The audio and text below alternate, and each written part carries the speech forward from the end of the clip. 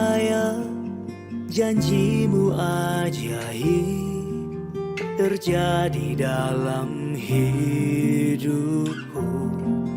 Dalam setiap langkahku ku percaya Kau tak tinggalkanku dan beri kemenangan.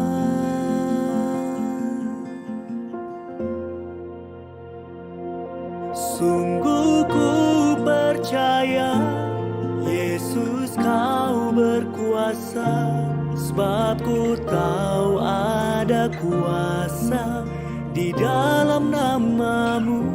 Sungguh ku percaya kuasa-Mu nyata, mujizat terjadi di sini.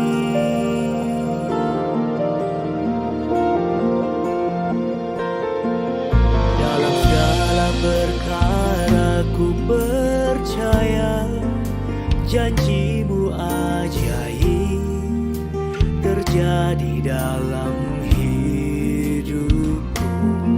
Dalam setiap langkahku ku percaya Kau tak tinggalkanku dan beri kemenangan.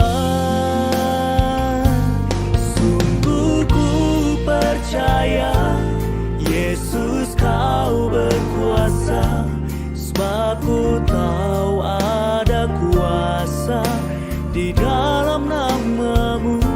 Sungguh ku percaya kuasa-Mu nyata, mujizat terjadi di sini.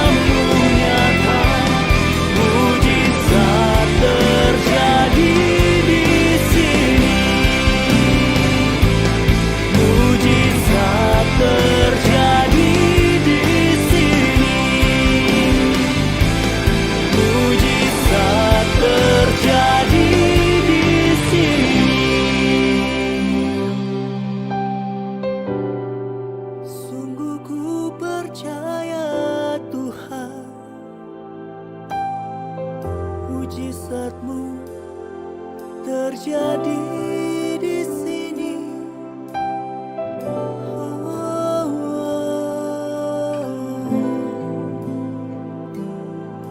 Kami percaya Yesus.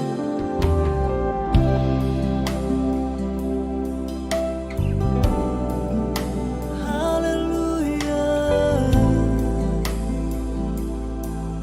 Sungguh ku percaya Tuhan.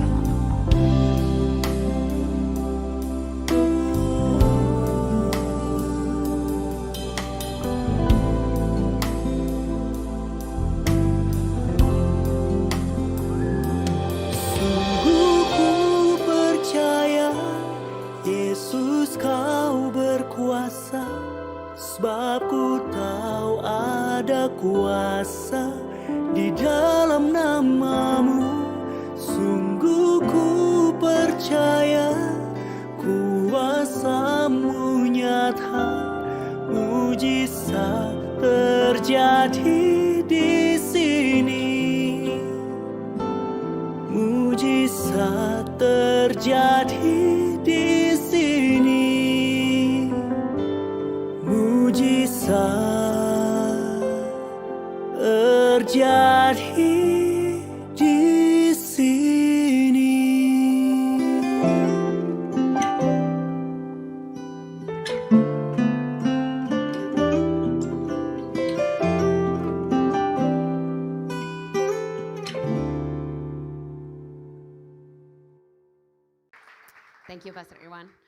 Oke, ada yang sudah kenal sama saya? Ada yang belum kenal sama saya? Ada.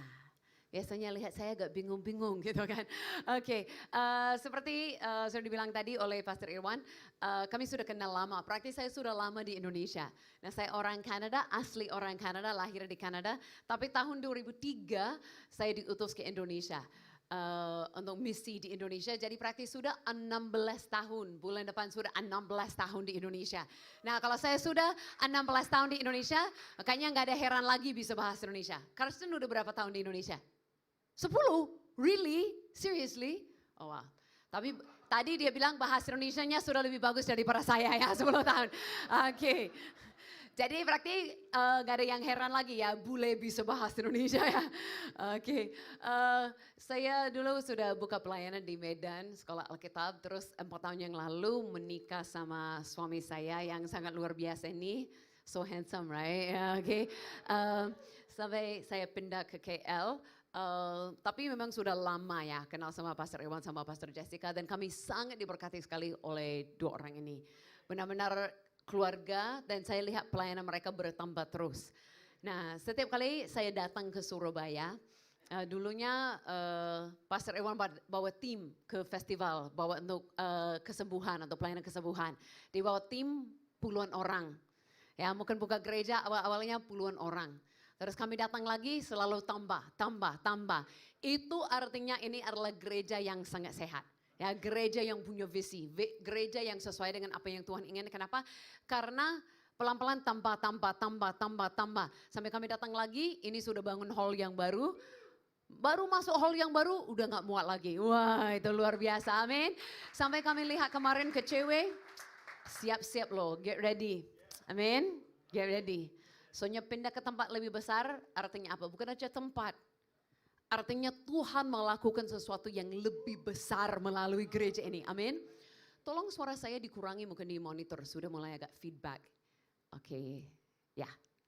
Tepuk tangan untuk orang sound, orang media. Biasanya kita hanya panggil mereka sesuatu yang salah ya. Ya, jadi kita harus juga menghargai mereka. Oke. Nah, saya percaya gereja ini Tuhan akan lakukan sesuatu yang luar biasa sekali. Jadi kalau saya datang tahun depan udah gak di sini lagi. Amin. Amin. Coba katakan amin dengan senyum dong. Kenapa kalian agak gugup gitu kan? Amin. Harus senyum sama saya. Saya mulai gimana ya, kayaknya nggak enak khotbah kalau nggak lihat gigi orang. Nggak tahu kenapa lihat gigi langsung ngerasa lebih enak gitu kan untuk khotbah. Gitu kan semua. Nah, hari ini saya mau khotbahkan sesuatu yang cukup simple. Tapi sesuatu yang saya alami dan diingatkan Tuhan berapa minggu ini.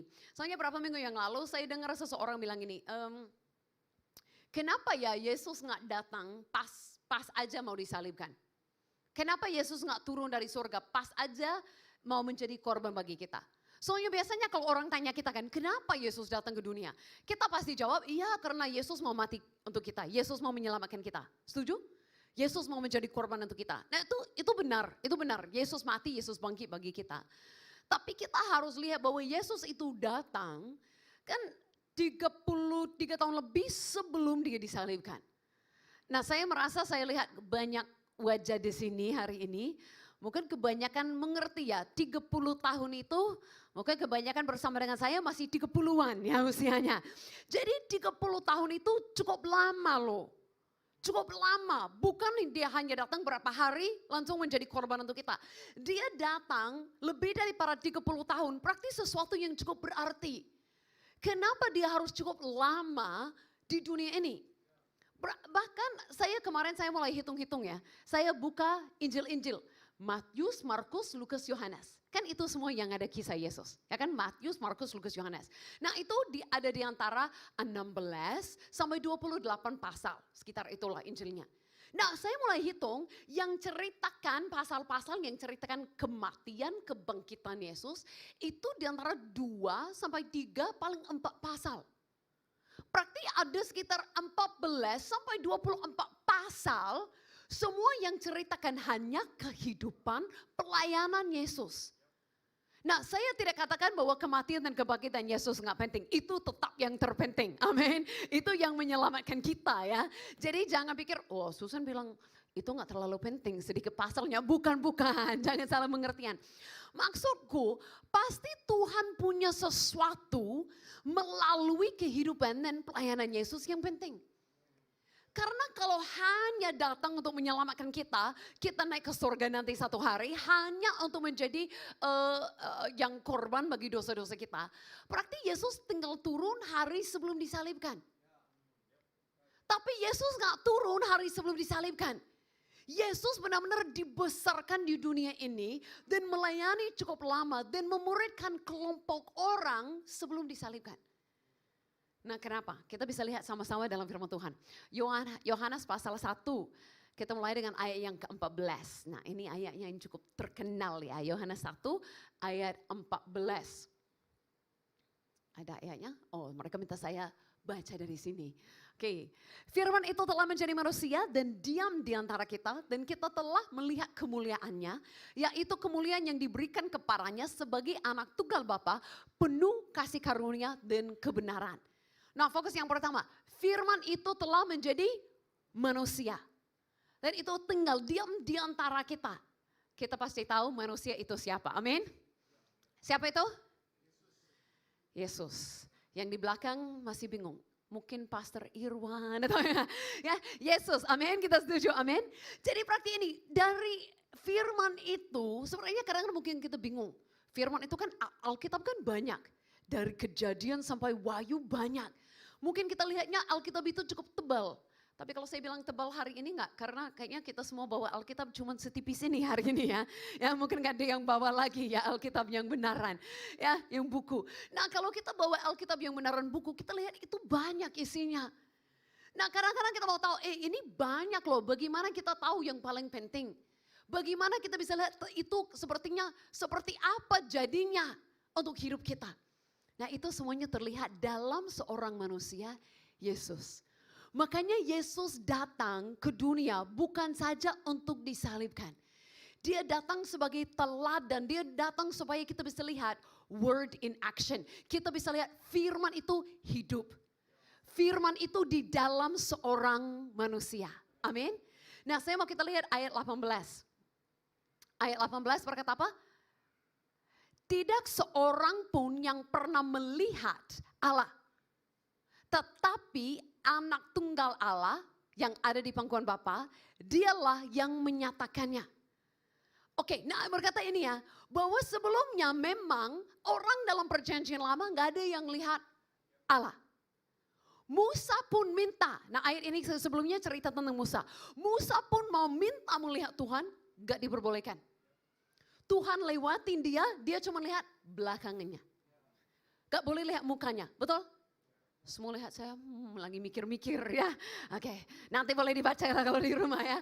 Jadi mereka mau lihat Allah Bapa, tapi gak lihatnya. Tapi berkata seperti ini, dulu memang gak ada yang mengenal, benar-benar tahu Allah Bapa itu seperti apa. Tapi sekarang sudah dinyatakan kepada kita. Berkata Yesus ini sudah menyatakan apa? Menyatakan Tuhan kita seperti apa. Kalau bahasa Inggrisnya, saya buka kemarin bahasa Inggris. Kalau ada yang suka baca bahasa Inggris, ada terjemahan baru belakangan ini, namanya The Passion Translation. I really love it. Itu buat ayat yang mungkin kita terbiasa gitu kan, jadi baru gitu kan. Saya suka banget. Nah ini ayat 18 berkata seperti ini. No one has ever gazed upon the fullness of God's splendor, except the uniquely beloved Son, who is cherished by the Father and held close to his heart. Now he has unfolded to us the full explanation of who God truly is. Jadi berkata apa? Sekarang Yesus telah buka, seperti telah membuat kita melihat kepenuhan Allah itu. Selengkapnya Allah itu siapa. Jadi jangan kita sekarang orang yang hidup dalam perjanjian baru setelah ada Yesus masih katakan oh kita belum bisa lihat Tuhan itu benar-benar seperti apa. Nanti kalau baru di surga benar-benar lihat Tuhan itu seperti apa. Kak sebenarnya melalui Yesus kita sudah bisa mengerti Tuhan. Kita sudah bisa mengenal hati Bapa bagi kita.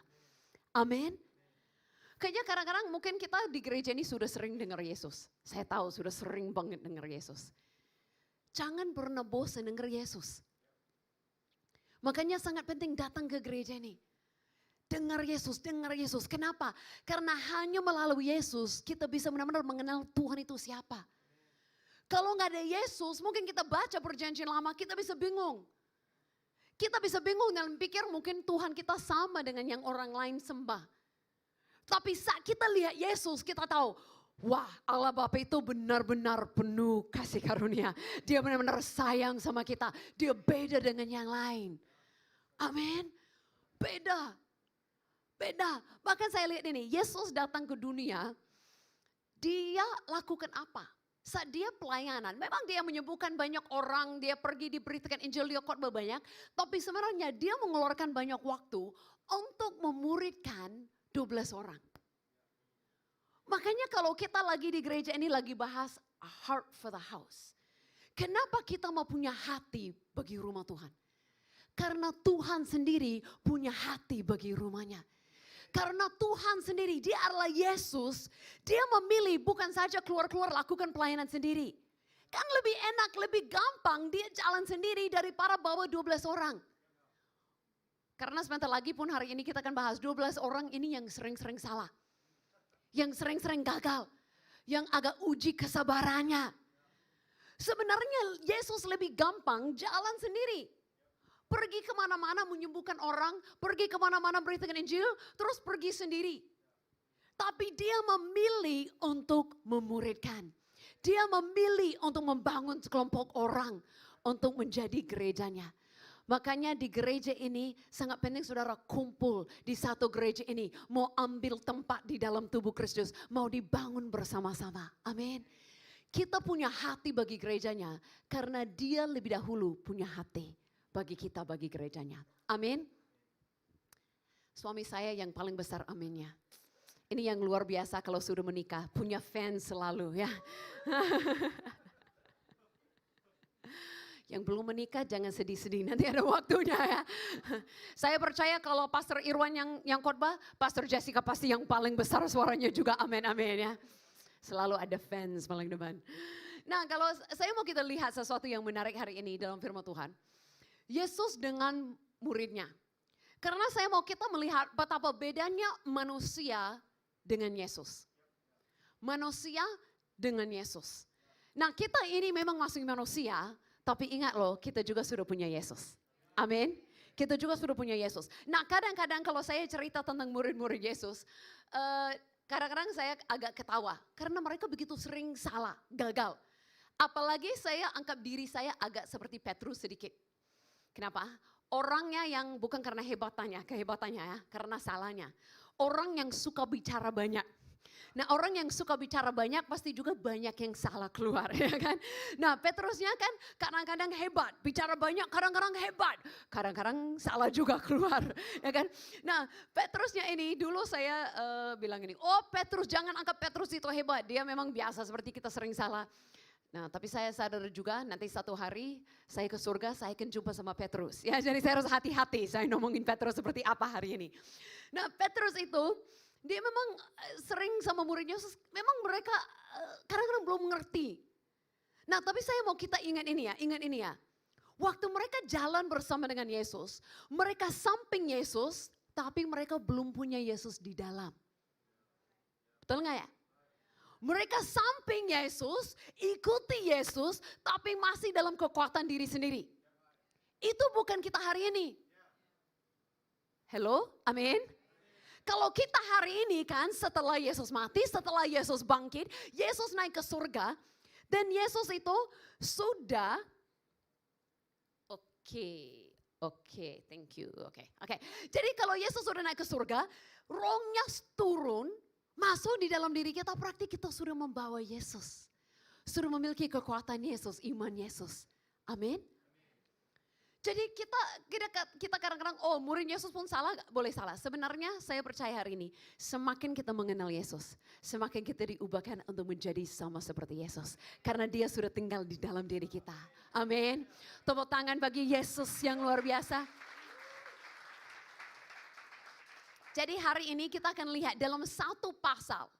5 kegagalan murid, tapi 5 itu menjadi perbedaan kehebatan Yesus. Nah ini yang terjadi di Lukas pasal 9. Nanti boleh buka, karena kalau mulai baca itu hampir 60 ayat. Kalau saya baca 60 ayat, kita di sini sampai jam 5 ya, baru pulang, kebaktian yang ketiga baru masuk. Jadi saya nggak baca semua. Tapi memang mulainya seperti ini. Yesus memanggil 12 murid, memanggil mereka, memilih mereka, dan langsung utus. Untuk memberitakan Injil, menyembuhkan yang sakit, dia lakukan itu semua. Awal dia panggil, langsung utus. Nah kita biasanya berhenti, kisahnya di situ. Oke, mereka balik kepada Yesus dengan sukacita. Wow, mereka beritakan Injil, itu pun roh-roh jahat pun taat sama mereka sukacita banget, ya kan? Nah, kita biasanya berhenti dengan wow, mereka langsung lakukan apa yang Yesus minta gitu kan, hebat. Tapi sebenarnya pasal 9 itu penuh dengan kegagalan mereka. 5 kali mereka ditegur Tuhan. 5 kali itu agak gagal. Nah, mungkin kita juga masih gagal di hal yang sama, tapi kabar baiknya kita semua di sini memandang Yesus. Amin, sudah memiliki Yesus. Nah contoh yang pertama. Pertama itu Yesus dimuliakan di atas gunung. Ada yang ingat kisahnya? Nah ini lucunya, Yesus dipermuliakan, muridnya ketiduran. Kayaknya ada anugerah lah bagi mereka yang sudah nantuk-nantuk di sini ya. Oke, murid Yesus pun ketiduran. Ya kan, makanya kalau di gereja ini nggak dipukul lah kalau lagi tidur ya. Murid Yesus pun apapun diminta untuk berdoa, ketiduran. Diminta untuk berdoa, ketiduran gitu kan.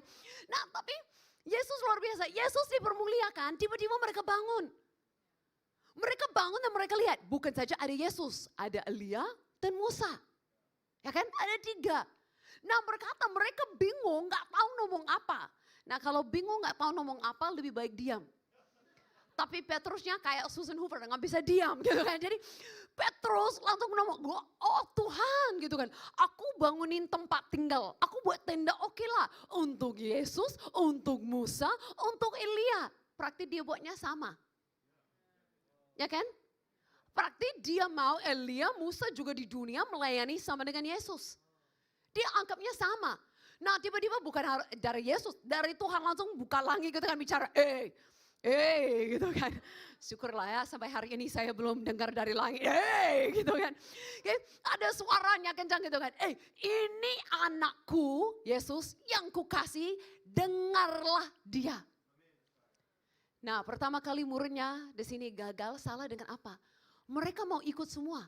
Mereka mau ikut semua dari nabi-nabi, hukum Taurat dari Musa, juga dengar dari Yesus. Nah mereka mau campurin semua. Itu jadinya bingung. Melalui Musa kita tidak mengenal hati Bapa. Melalui Elia kita tidak mengenal hati Bapa. Hanya satu yang menyatakan kepada kita siapa Allah Bapa. Itu adalah Yesus dan Yesus saja. Amin. Kadang-kadang kita seperti murid, kita gak bingung. Oh ikut di sini, yang mana? Makanya di gereja ini saya tahu dengan pasti yang diberitakan adalah Yesus. Kebenaran dan kasih karunia datang melalui Yesus. Amin. Wah makanya datang ke gereja terus-terusan, amin. Itulah kan Tuhan ngomong sendiri, dengarlah dia. Oh ya, kembali lagi fokus Yesus. Jangan bingung. Oh mungkin Tuhan agak seperti ini. Saya lihat waktu Musa agak begini-begini. Tuhan berkata dia sendiri dinyatakan melalui Yesus saja. Mau mengenal Tuhan, dengarlah Yesus. Apa yang Yesus katakan. Amin. Nah itu baru mereka ditegur. Baru mereka tahu, oh ya fokus Yesus. Terus mereka turun dari bukit, ada anak yang sakit, kerasukan. Orang tuanya minta, muridnya menyembuhkan. Nah mereka sudah menyembuhkan orang awal pasal ini. Tapi mereka lihat ini, oh ini lebih susah. Oh ini agak, mereka lebih fokus ke kondisi. Mereka tidak fokus kepada Yesus sumber iman. Mereka mulai terganggu, distracted. Mereka mulai ikut perasaan. Gak bisa. Sampai mereka pun bingung, terus semua orang pun komplain sama Yesus. Muridmu gak bisa lagi. Terus Yesus seperti, Syukurlah Yesus nggak sampai frustrasi. Kalau ini Susan Hoover sudah frustrasi gitu kan. Cepat sekali lupa gitu kan. Ya, wah Bataknya keluar ini. Ya, terlalu lama di Medan ya. Oke, sorry kalau ada yang Batak kampung aku ya. Oke, sayang sama saudara lo. Ya. Nah ininya Yesus mengatakan apa? Kenapa imanmu nggak ada? Nah kita pasti sudah belajar ya. Kenapa imannya nggak ada? Karena fokus ke Yesus nggak ada. Nah kadang-kadang kita juga sama ya. Kadang-kadang terbawa oleh situasi. Kadang-kadang terbawa oleh perasaan. Kadang-kadang nggak fokus sama Yesus makanya sepertinya nggak berhasil. Imannya nggak ada. Nah Yesus koreksi lagi. Inilah ada yang percaya. Yesus menyembuhkan anaknya. Yesus jauh beda dengan manusia. Manusia kadang-kadang kita nggak bisa lihat solusinya. Kita nggak bisa lihat dengan iman akhirnya. Kita kadang terbawa, makan buruk terbawa gitu kan. Tapi Yesus itu beda dengan kita. Amin. Yesus begitu berbeda. Jadi mereka sudah salah 2 kali. Nah setelah ini baru gagal. Tidak bisa menyembuhkan anak ini. Mereka mulai jalan. Nah mungkin kita pikir mereka di jalan ngomong beginian. Oh iya parah kita ya gagal. Oh iya kita harus belajar. Enggak loh. Berkata mereka di jalan ngobrolnya gini. Aku yang terhebat. Aku lebih hebat dari kamu. Mereka lagi ngomong siapa yang terbaik. Kita manusia ini memang hebatnya dengan apa ya. Kesombongan kita hebat ya. Ego kita hebat ya. Nah bayangkan mereka lagi ngomongnya gini. Who's the best? Padahal baru gagal. Masih ngomongin apa? Who's the best? Who's the best? Kan kita memang manusia kadang-kadang ke situ ya. Selalu mau yang top. Selalu mau yang the best. Selalu mau muncul lebih daripada yang lain. Tapi Yesus yang harusnya jawab, I'm the best ya kan.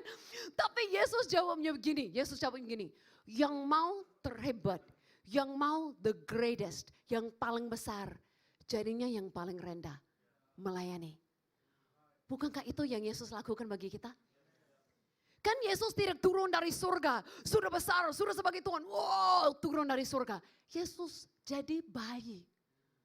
Mulai dari yang paling kecil. Mulai yang harus diurus oleh mamanya gak bisa lakukan apa-apa. Yesus mulai dengan lahir dalam keluarga papanya tukang kayu. Yang miskin, yang rendah, yang orang ngomongin dia bukan siapa-apa. Dia mulai dengan posisinya begitu rendah, dia datang untuk melayani. Nah kemarin waktu saya merenungkan ayat-ayat ini, makanya saya percaya gembalamu, Pastor Irwan dan Jessica akan dipakai Tuhan luar biasa. Karena mereka sebenarnya, saya kenal mereka udah lama. Saya kenal Pastor Irwan, dia masih artis, penyanyi, pencipta lagu. Saya bilang rambutnya hampir sepanjang dengan saya waktu itu. Enggak. Okay. Dia artis, dia buat acara besar, dia terkenal. Dia bisa jadi seorang pengusaha, fokus untuk namanya jadi terkenal. Tapi tahu enggak, dengan dia mau jadi gembala, dia mengeluarkan setiap hari waktunya bukan untuk diri sendiri. Bukan untuk buat dirinya terkenal. Dia lebih fokus untuk membangun kalian semua. Dia lebih fokus untuk memuridkan kalian semua. Amin. Itu adalah gambaran Yesus. Amin. Sebenarnya saya di sini bukan untuk meninggikan dia ya, tapi untuk meninggikan Yesus ya. Tapi saya merasa saudara harus sadar, saat saudara di satu rumah Tuhan, di mana orang menjadi gambaran Yesus, itu artinya rumah Tuhan yang baik. Di mana Yesus ditinggikan dan orangnya menjadi mirip akan Yesus. Amin. Tepuk tangan untuk Yesus dan juga untuk gembalamu.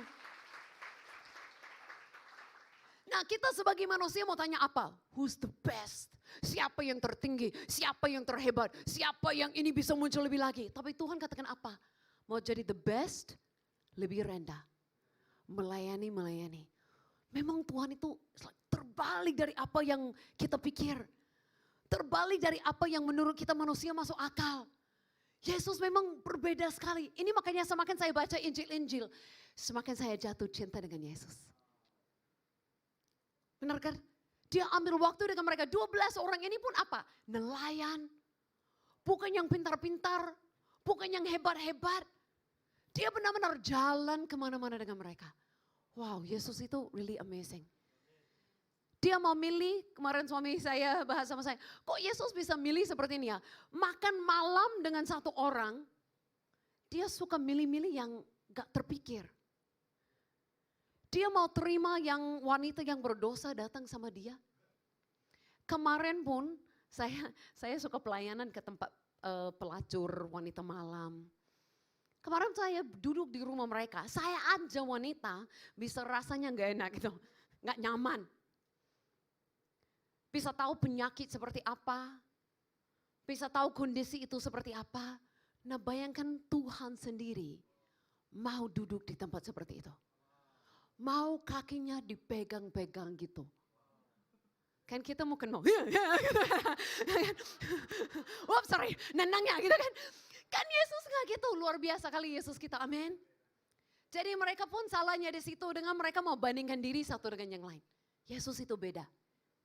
Yesus itu beda. Terus setelah itu, sudah lakukan itu semua. Oke, ini sudah 3 kesalahan. Masih sanggup dengar 2 lagi?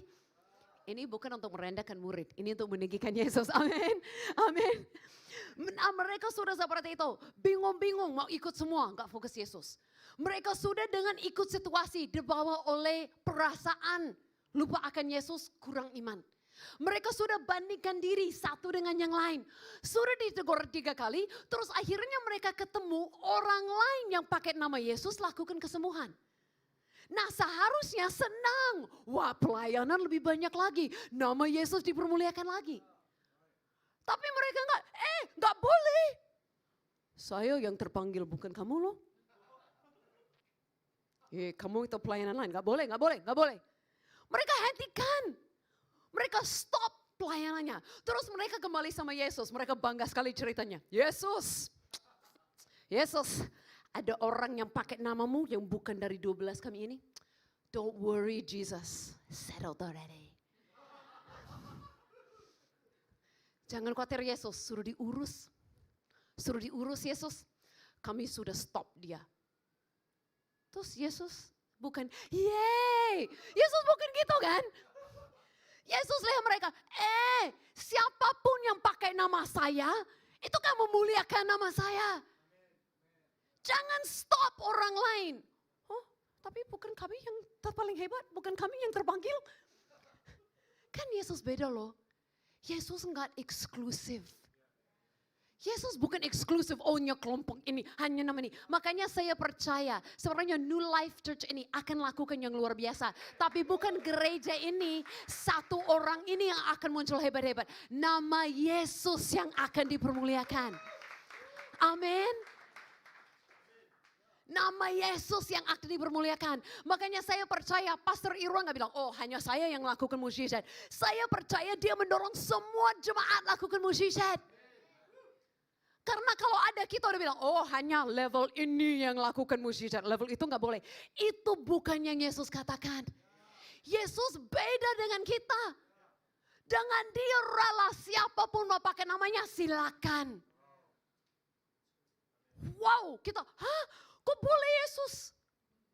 Seharusnya sudah jemaat berapa tahun, sudah lewat ini semua, sudah lakukan semua.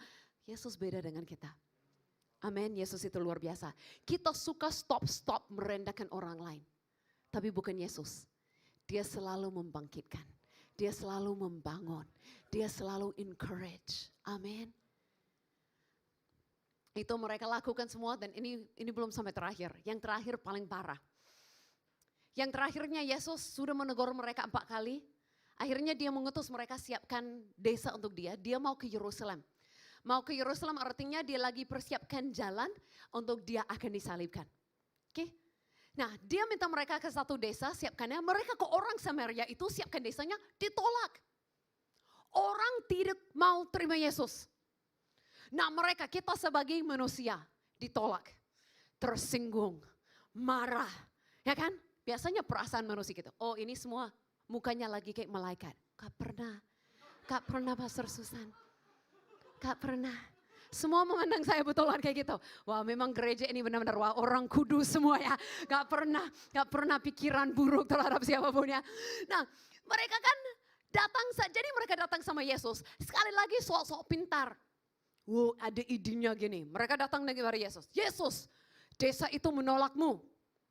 Kami punya solusi Tuhan. Maukah Tuhan? Kami akan panggil api dari langit membakar mereka.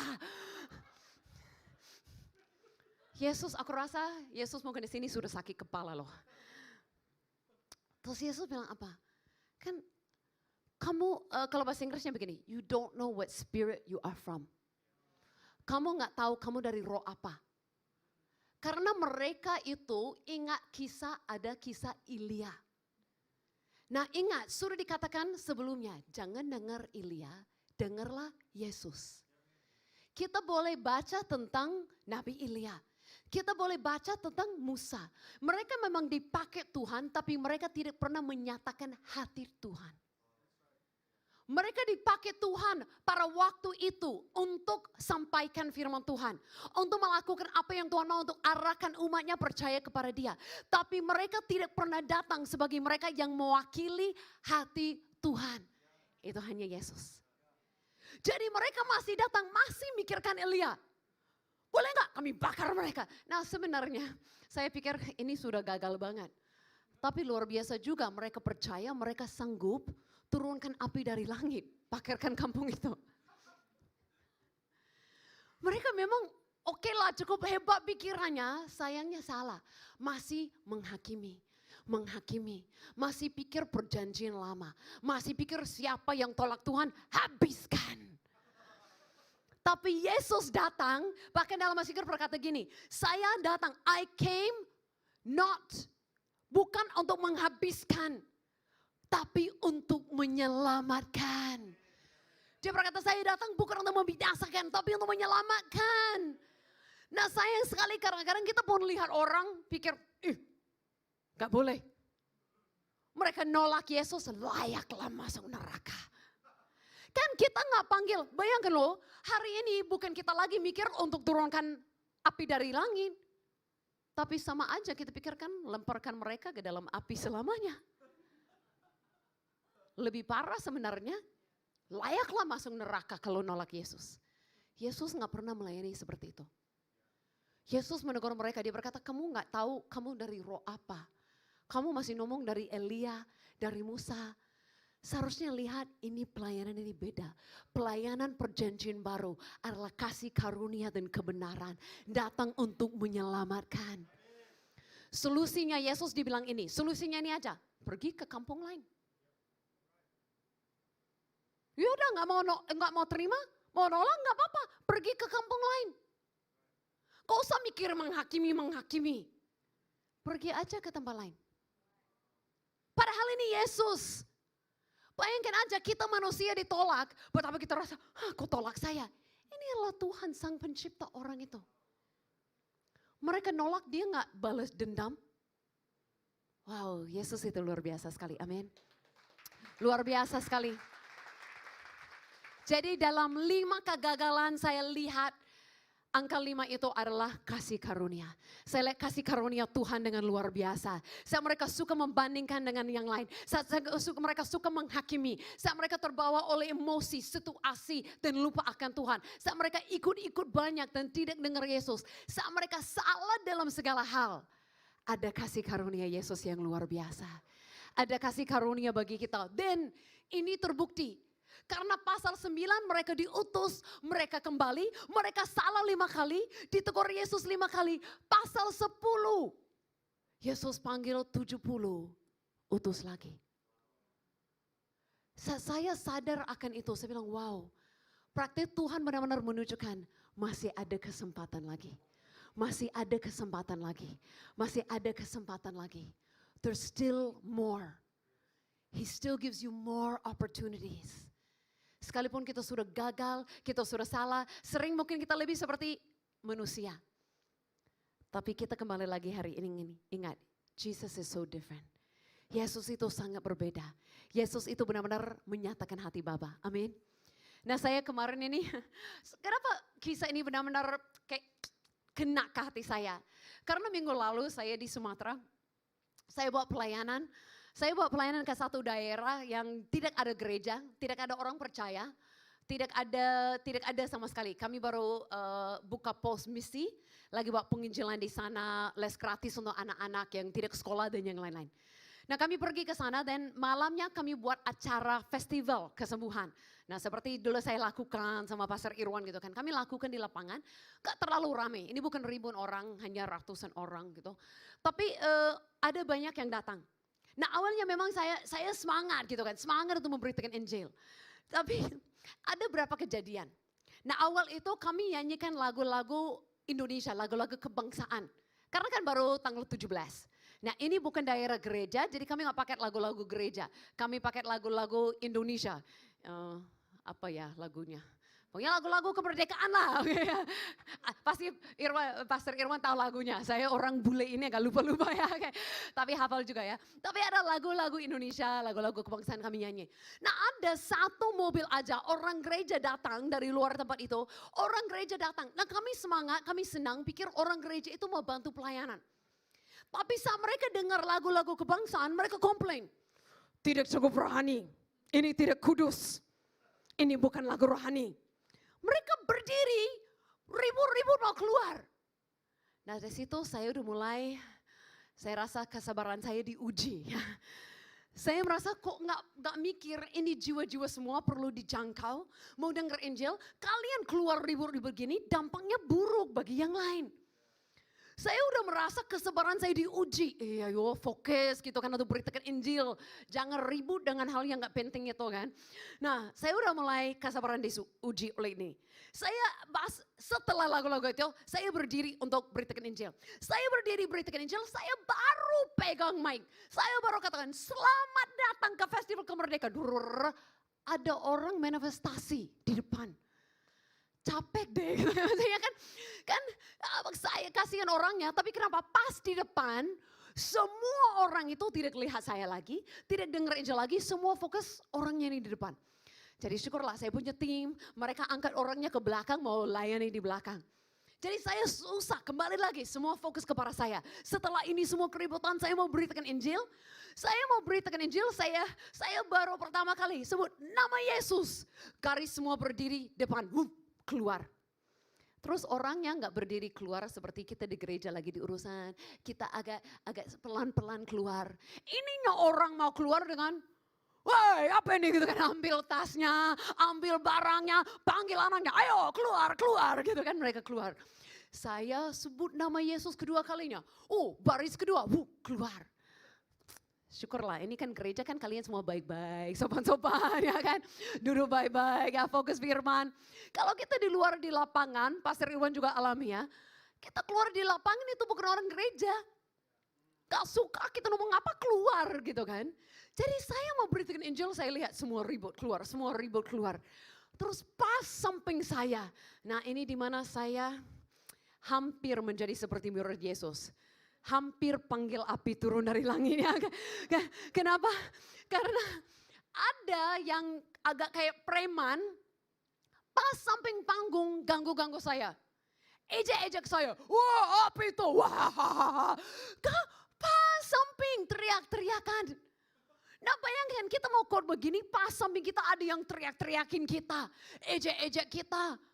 Tawain kita, aduh jadi benar-benar saya di situ merasa kasih saya bagi orang itu udah cukup menurun. Oke. Saya datang ke tempat itu dengan enggak apa-apa, sewa semua sound system panggung, enggak apa-apa, ulurkan waktu, enggak apa-apa, memang berkorban untuk memberitakan Injil bagi mereka. Tapi semakin lama semakin seperti kasih saya menurun. Tapi Yesus itu luar biasa. Kasihnya Yesus enggak pernah menurun. Saya tetap beritakan Injil, memang cukup banyak keluar, tapi cukup banyak yang tetap ada. Dan ini yang benar-benar like blow my mind. Setelah beritakan Injil, kami mulai doain mereka. Tahu nggak? Ada mereka terima kesembuhan. Yesus tetap melakukan mukjizat. Yesus tetap mau menyembuhkan mereka.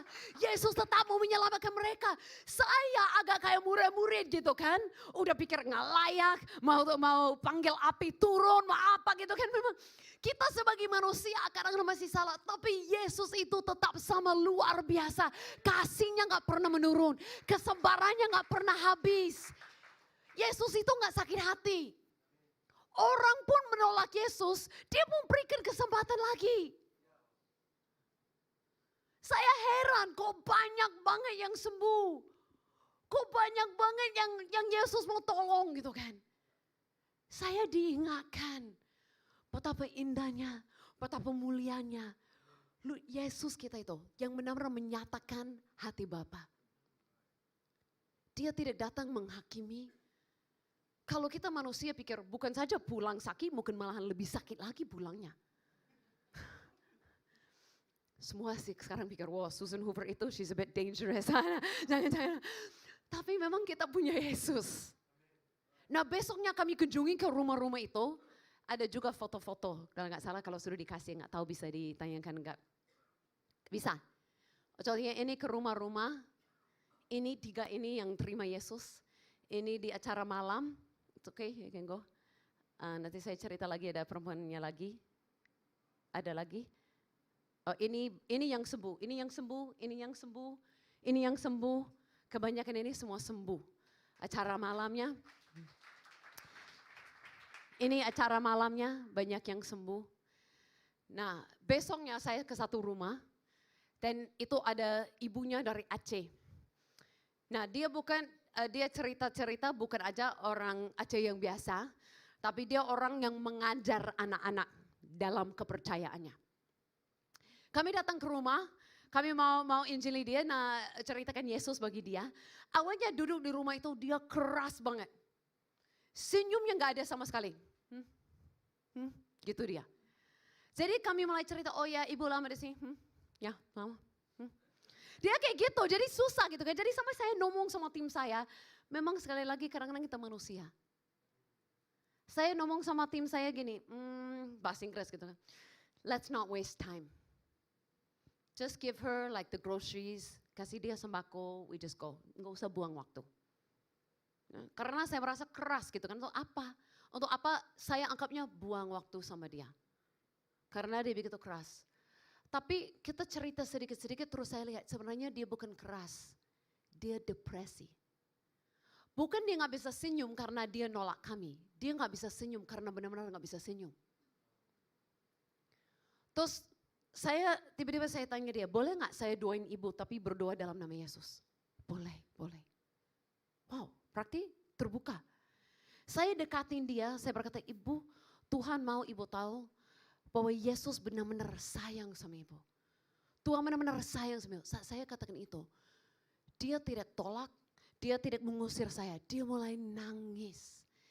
Nangis. Di situ saya sadar betapa mereka haus mengenal ada Allah Bapa yang mengasihi. Dan itu hanya dinyatakan melalui Yesus.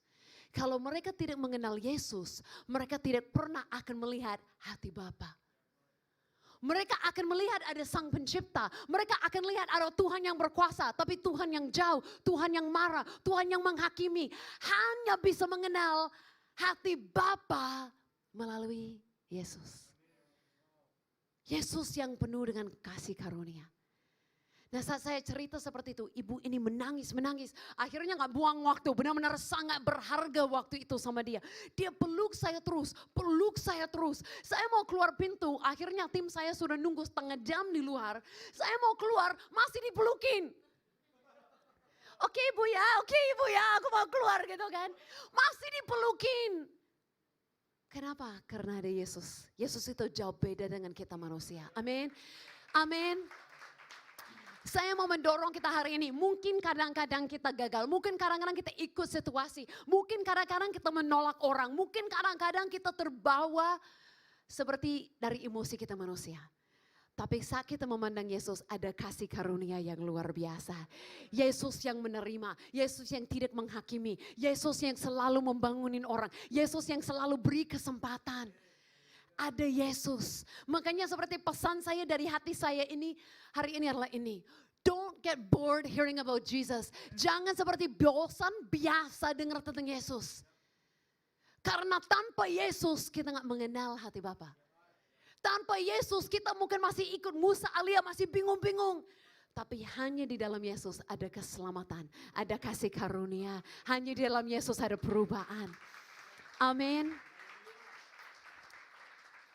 Saya minta semua bangkit berdiri. Hari ini saya mau kita tanggap dua hal. Kalau ada yang hari ini mau datang kepada Yesus. Kalau hari ini ada yang mau terima sesuatu dari Yesus. Mungkin ada yang pertama kali datang. Mau terima pengampunan. Mungkin ada yang mau datang mau terima mukjizat. Mungkin ada yang masih kurang tahu apakah Yesus itu seperti apa. Terima saya atau tidak. Saya harap kita belajar tentang Yesus benar-benar jelas. Benar-benar jelas. Bahwa Yesus itu seperti apa? Yesus menerima semua orang. Jadi kalau mau tahu Tuhan menerima aku atau tidak, lihatlah Yesus. Pelacur saja datang pegang kakinya, dia terima. Orang yang datang seperti apapun datang untuk minta mukjizat, dia kasih. Kampung aja menolak dia nggak sampai mau menghakimi. Inilah Yesus kita. Mau datang kepada Yesus hari ini, dia menerima semuanya. Tapi untuk kita yang sudah mengenal Yesus, saya mau bawa levelnya satu lagi. Kalau kita sudah punya Yesus, kita sudah memiliki rohnya di dalam diri kita. Praktis saya mau mengingatkan kita bahwa bukan saja kita diterima seperti itu oleh Yesus. Tapi sekarang kita yang mewakili dia di dunia ini. Kita yang melayani orang lain seperti itu. Kita yang menerima, yang mengasihi yang lain seperti dia. Karena sebelum Yesus naik ke surga, apa yang dia katakan? Dia katakan seperti ini. Bahwa apa yang dia kerjakan di dunia, kita akan lakukan yang sama. Atau yang lebih besar. Saya dibawa minggu ini untuk kembali lagi dan ingat keindahan Yesus. Saya sebagai manusia kadang-kadang terbatas melihat orang ini terlalu keras. Orang ini menolak, orang ini tidak layak. Tapi saya dibawa untuk diingatkan lagi. Yesus tidak pikir seperti itu. Yesus tidak harus membandingkan diri dengan yang lain. Yesus tidak harus merendahkan yang lain. Yesus tidak menghakimi siapapun. Tapi Yesus itu merendahkan dirinya untuk membangkitkan kita semua. Dia terbalik dari apa yang biasa untuk manusia. Dan saya merasa dia memanggil kita kembali. Fokus lagi kepada dia. Selalu ada yang baru. Selalu ada yang baru. Selalu ada yang baru. Jangan merasa seperti murid-murid.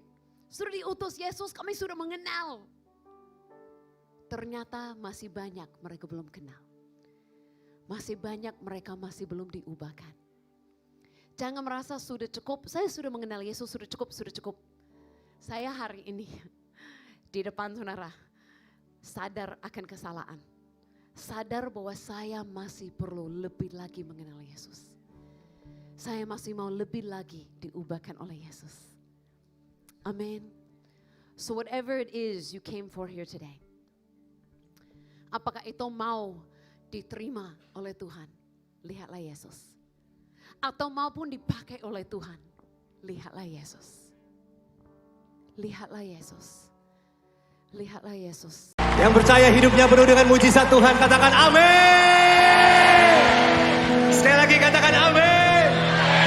Saya percaya saudara, waktu Tuhan memurnikan hati kita semua, hidup kita bukan hanya penuh dengan mujizat, tapi siapkan hati saudara untuk terima ledakan-ledakan kuasa Tuhan. Amin. So ini lagu terakhir, saya gak mau saudara berdiam diri. Saya mau saudara melompat, saya mau saudara menari. Bebaskan tubuh saudara, bebaskan roh saudara. Kita mau all out buat Tuhan kita. Amin. Yang siap terima ledakan Tuhan katakan amin. Come on.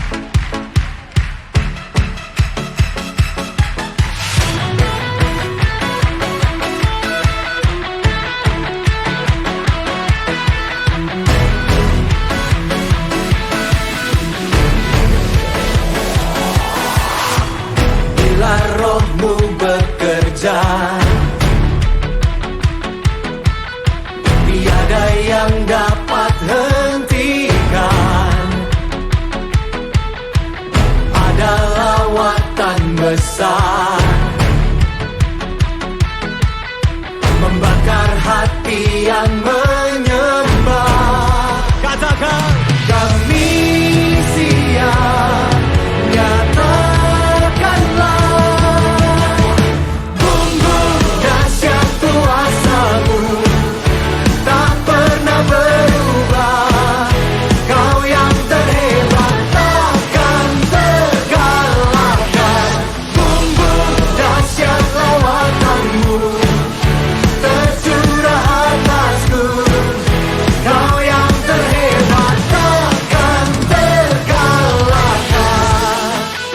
tangan dong yang paling meriah bagi Tuhan kita. Roh-Mu bekerja di dalam kami. Bila Roh-Mu bekerja,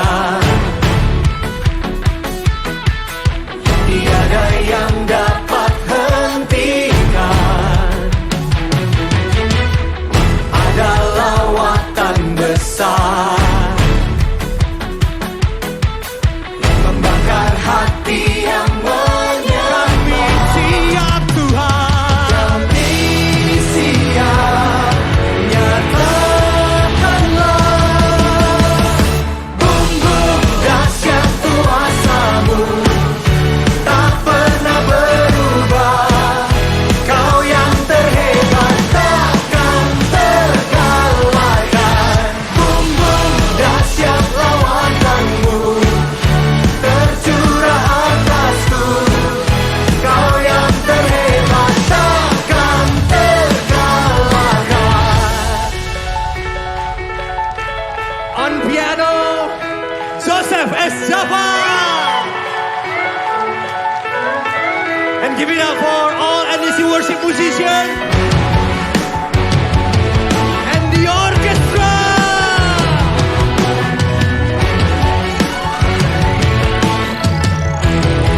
Come on. Kami siap, nyatakanlah. Kami siap, nyatakanlah.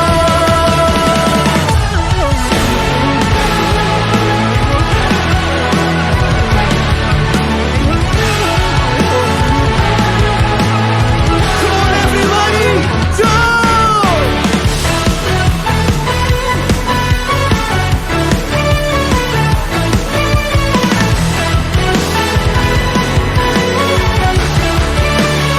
Pick it up. Bumbu dahsyat kuasa-Mu, tak pernah berubah. Kau yang terhebat, takkan terkalahkan. Bumbu dahsyat lawakan-Mu tercurah atasku. Kau yang terhebat, takkan terkalahkan. Sing it.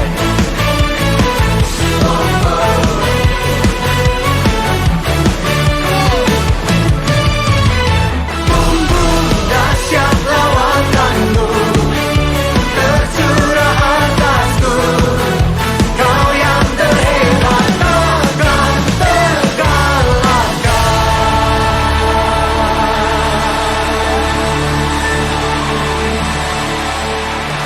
Memberikan sorak-sorai yang paling meriah bagi Tuhan.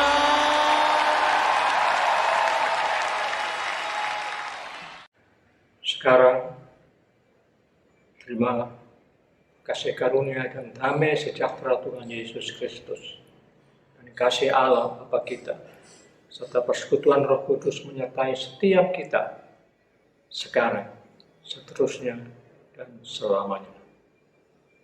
Amin. Saudara telah mengikuti ibadah online GBI Alpha Omega. Saudara yang diberkati melalui tayangan ibadah online diberi kesempatan untuk memberi persembahan. Bagi jemaat yang rindu menabur pekerjaan Tuhan di GBI Alpha Omega, dapat memberikan persembahan dan persepuluhan secara online melalui rekening BCA 014-323-7777 atas nama PT Graha Alpha Omega. Sertakan keterangan untuk persembahan atau perpuluhan. Mari memberi dengan penuh sukacita dan ucapan syukur. Untuk mendapatkan informasi terupdate mengenai ibadah online dan informasi lain seputar gereja, Anda dapat mengaksesnya melalui website GBI Alpha Omega. Jesus Christ bless you. Kaulah nafas hidupku.